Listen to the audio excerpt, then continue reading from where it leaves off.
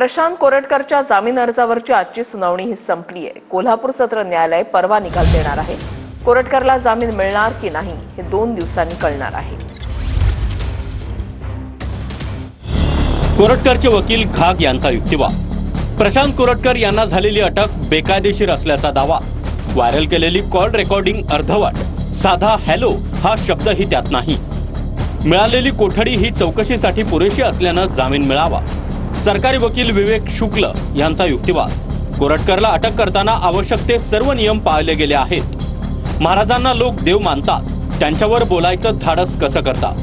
कोरटकरनं केलेला गंभीर गुन्हा शिक्षेला पात्र आहे, त्यामुळे जामीन मंजूर करू नये। इंद्रजित सावंतांचे वकील असीम सरोदे यांचा युक्तिवाद।